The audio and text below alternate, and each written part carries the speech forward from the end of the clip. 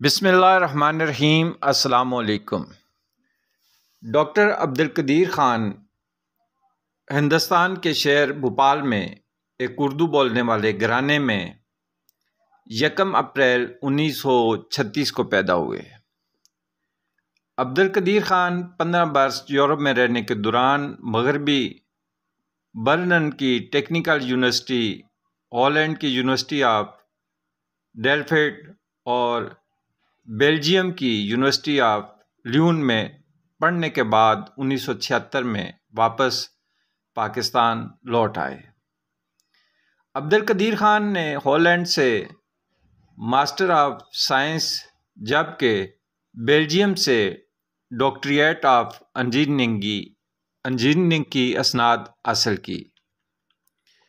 تعلیم حاصل کرنے کے بعد 31 مئی 1976 میں ذوالفقار علی بھٹو کی دعوت پر انجینئر ریسرچ لیبارٹریز کے پاکستانی ایٹمی پروگرام میں حصہ لیا۔ بعد ازاں اس ادارے کا نام صدر پاکستان جنرل محمد ضیاء الحق نے 1 مئی 1981 کو تبدیل کر کے ڈاکٹر اے.کے. خان ریسرچ لیبارٹریز رکھ دیا۔ یہ ادارہ پاکستان میں یورینیم انریچمنٹ میں نمایاں مقام رکھتا ہے۔ ڈاکٹر عبدالقدیر خان نے نومبر 2000 میں کیکسٹ نامی درسگاہ کی بنیاد رکھی۔ ڈاکٹر عبدالقدیر خان ہالینڈ کی حکومت نے غلطی سے اہم معلومات چرانے کے الزام میں مقدمہ دائر کیا، لیکن ہالینڈ، بیلجیم، برطانیہ اور جرمنی کے پروفیسروں نے جب ان الزامات کا جائزہ لیا تو انہوں نے ڈاکٹر عبدالقدیر خان کو بری کرنے کی سفارش کرتے ہوئے کہا کہ جن معلومات کو چرانے کی جن بنا پر مقدمہ داخل کیا گیا ہے وہ عام کتابوں میں موجود ہیں، جس کے بعد ہالینڈ کی عدالت عالیہ نے ان کو باعزت بری کر دیا۔ عبدالقدیر خان وہ مایہ ناز سائنسدان ہیں جنہوں نے 8 سال کے انتہائی قلیل عرصے میں انتھک محنت و لگن کے ساتھ ایٹمی پلانٹ نصب کر کے دنیا کے نامور نوبل انعام یافتہ سائنسدانوں کو ورطہ حیرت میں ڈال دیا۔ 10 اکتوبر 2021 اسلام آباد میں وفات پائی۔ اللہ پاک ان کی بخشش فرمائے۔ مئی 1998 کو آپ نے بھارتی ایٹمی تجربوں کے مقابلے میں وزیر اعظم میاں محمد نواز شریف سے تجرباتی ایٹمی دھماکے کرنے کی درخواست کی۔ بالآخر وزیر اعظم میاں محمد نواز شریف کے دور میں آپ نے چاغی کے مقام پر 6 کامیاب تجرباتی ایٹمی دھماکے کیے۔ اس موقع پر عبدالقدیر خان نے پورے عالم کو پیغام دیا کہ ہم نے پاکستان کا دفاع ناقابل تسخیر بنا دیا ہے۔ اس کے بعد پاکستان کو سعودی عرب کی جانب سے خام تیل مفت فراہم کیا جا رہا ہے۔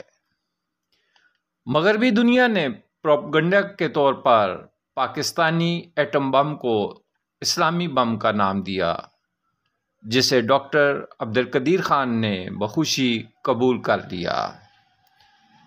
پرویز مشرف دور میں پاکستان پر لگنے والے ایٹمی مواد دوسرے ممالک کو فراہم کرنے کے الزام کو ڈاکٹر عبدالقدیر نے ملک کی خاطر سینے سے لگایا اور نظر بند رہے۔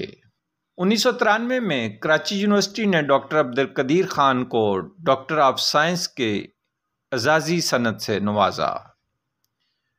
14 اگست 1996 میں صدر پاکستان فاروق لغاری نے ان کو پاکستان کا سب سے بڑا سول اعزاز نشان امتیاز دیا، جبکہ 1999 میں ہلال امتیاز کا تمغہ بھی ان کو عطا کیا گیا۔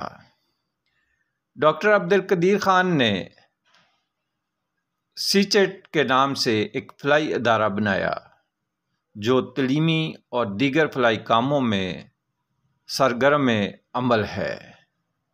ڈاکٹر عبدالقدیر خان نے ہالینڈ میں قیام کے دوران ایک مقامی لڑکی ہنی خان سے شادی کی جو اب ہنی خان کہلاتی ہیں اور جن سے ان کی 2 بیٹیاں ہوئیں۔